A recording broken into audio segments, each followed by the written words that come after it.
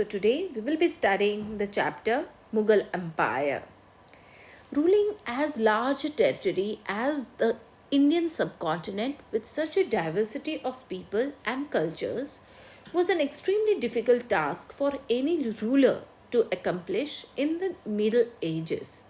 Quite in contrast to their predecessors, the Mughals created an empire and accomplished what had seemed possible for only short period of time. From the latter half of the 16th century, they expanded their kingdom from Agra and Delhi until in the 17th century they controlled nearly all of the subcontinent. They imposed structures of administration and ideas of governance that outlasted their rule, leaving a political legacy that succeeding rulers of the subcontinent could not ignore. So, from what sources we have collected all these information? There are two methods. One is literary, that is through literature, and another method was monuments that they have built. Literary source. One of the most important literary sources was Aine Akbari. It was written by Abul Fazl.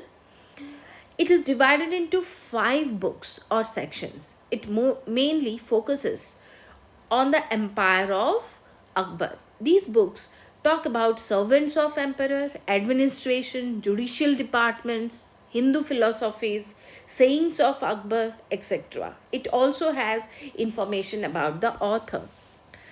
Then another source which was very important, that was Aine Akbari. Book 1, it describes about royal households. Book 2, military and civil services. Book 3, imperial administration. It explained that the empire was divided into provinces and that was called as subas, which were further divided into districts, that is sarkars. Book 4 described about Hindu theology, that is religious beliefs, what actually they believed in, that is all written in book 4. Book 5, it talks about authors, Abul Fazl's ancestors. Okay. Then monuments. These 6 monuments are famous till date. So it included Humayun's tomb in Delhi, Fatehpur Sikri, Agra Fort, Taj Mahal, Jama Masjid, and Red Fort. It talks a lot about their administration and the lifestyle, what they used to have. Then Humayun's tomb, just you can see the picture and can imagine their grandeur. Then Humayun's tomb, that was built in Delhi. Fatehpur Sikri, it is built in Agra. From the aerial view, we can imagine how it looks like. Then these are some magnificent buildings they had built. Agra Fort, which is again very, very massive. This is Moat or Agra Fort. Taj Mahal. Then it was built on the banks of Yamuna at Agra by Shah Jahan in the memory of his beloved wife Mumtaz Mahal. Ustad Isa was the architect who designed the monument. Its work started in 1631 and was completed in 1653. It took such a long period of time to build the whole building. It is entirely made of pure white marble. It has high raisin platform. There are 4 minarets. It has a huge central bulbous marble dome, looks like inverted lotus. The outer wall and the inner walls are richly decorated. It has graves of Shah Jahan and his wife. It is regarded as one of the wonders of the world. Jama Masjid, it is again located in Delhi. Okay, and it was built by Shah Jahan during the period of 1650 and 56. It is the biggest mosque in India. It has huge raised platform. There are 3 gateways, north, south, and the highest and the largest eastern gateway, which was exclusively used by the emperors to the mosque. It has 11 arcs, one huge central arc with 5 smaller arcs on its left and right hand side.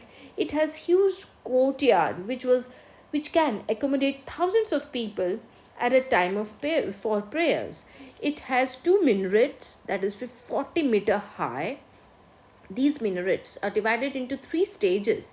It has three domes: huge central dome with two smaller domes on left and right hand side, and Red Fort, from where every year actually Prime Minister of India addresses our nation on Independence Day. Then it was built by Shah Jahan during the period 1639 to 48. He built it when he decided to shift his capital from Agra to Delhi. It is made of red sandstone and marble. It has massive wall around it. It has two eastern and western gateways. Western gateway, called as Lahori Gate, was used by the emperor, and eastern gateway was used by people. Diwane Am and Diwane Khas. So within the fort, there are magnificent buildings which includes Diwane Am and Diwane Khas. The latter one was a lavishly ornamented hall where the peacock throne was placed. It was used by the emperor to give audience to princes of royal family, nobles, and other important dignitaries. It is important historical monument. The Prime Minister of India, as I said, every year unfurls or hoists Indian flag of Independence Day. Okay, then Mughal dynasty. So there were six important emperors of Mughal, and we will learn how they actually propagated their religion and what actually impact it had in India. Then Babur, he reigned from 1526 to 1530. His full name was Zahiruddin Muhammad Babur. At the age of 12, he first established himself at Kabul and then moved towards India, the land of gold. Battle of Panipat. This is one of the most important battles. On the invitation of Daulat Lodi, Babur defeated Ibrahim Lodi in the Battle of Panipat in April 1526 and occupied the throne at Delhi and Agra. Babur had a smaller army, but he won because of superior leadership and superior weapons. Battle of Khanwa. He then had war against Rana Sanga of Mewar. Rana Sanga had joined hands with other Rajput and Afghan kings. Sultan Muhammad Lodi also joined Rana Sanga. Babur told his soldiers that it is a religious war, and they defeated Rana Sanga in March 1527. He then had a war against combined forces of Bihar and Bengal in 1529. Then came Akbar. Akbar ruled from 1556 to 1605. Akbar was the greatest Mughal rulers of India. He was only 13 when he ascended the throne. He was guided by his tutor Bairam Khan. Second Battle of Panipat, under the leadership of Hemu, the Afghan ruler and nephew of Sher Suri, Afghans were gaining power. Mughal forces, under the guidance of Bairam Khan, defeated Hemu in November 1556 and established Akbar at Delhi and Agra. Akbar's conquests. He then captured Rajasthan, Bihar, Bengal, so many areas including Gujarat, Deccan, Assam, Kashmir, Kandahar, and Kabul. Akbar was given a tough fight by Maharana Pratap, the ruler of Mewar, but later Akbar finally won the war against Maharana Pratap. Akbar died in 1605. Akbar's Mansabdari system. This was very popular, created an imperial service based on merit and graded it according to military rank. This system was called as Mansabdari system. The lowest rank was 10 and the highest was 5,000 for nobles. Princes received rank of 7,000. Emperor directly appointed Mansabdars. They were paid in cash and not in land grants.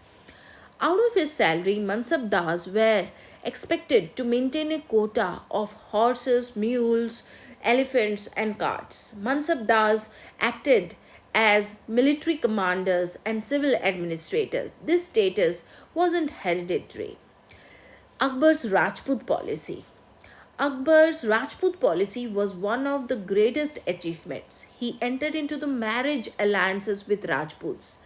Bahramal, the ruler of Amber, married his daughter to Akbar. He gave religious freedom to his wives, who followed Hinduism. His policy ended the old enmity between the Rajputs and Mughals. He placed Rajputs in the Mughal government.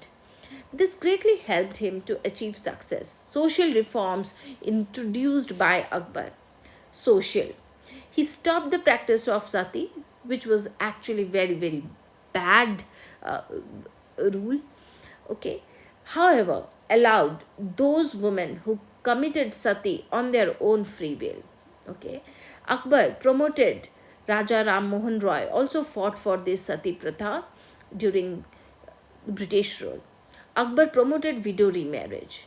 He stopped the pilgrim tax, jizya, which non Muslims had to pay. He raised the age of marriage to 14 for girls and 16 for boys. He was against polygamy. Akbar followed the policy of religious tolerance. Educational reforms introduced by Akbar. Educational. He revised educational syllabus and focused more on moral science, mathematics, agricultural geometry, logic, and history. If a rich man died without hire, then that amount was used by the government to develop educational institutes. Scholarships were provided to students. Girls were allowed to go to the school. Posts during Akbar's reign. Chief Qazi, highest judicial officer. Diwani Ashraf, head of land revenue department. Diwan, he used to be the head of finance department. Mir Bakshi, he used to be the head of military pay and accounts office. Khane Shaman, head of imperial household department. Darogai Tubkhana, head of artillery. Mir Arz, he used to be the head to look after the petitions. So he actually assigned specific jobs to specific people having specialization or expertise in that area. Then comes Aurangzeb. He reigned for 1658 to 1707. So Aurangzeb, after winning the battle with his father and three brothers, Aurangzeb ascended the throne in 1659. He ruled for 50 years, and during this period he fought many wars. He expanded the Mughal Empire.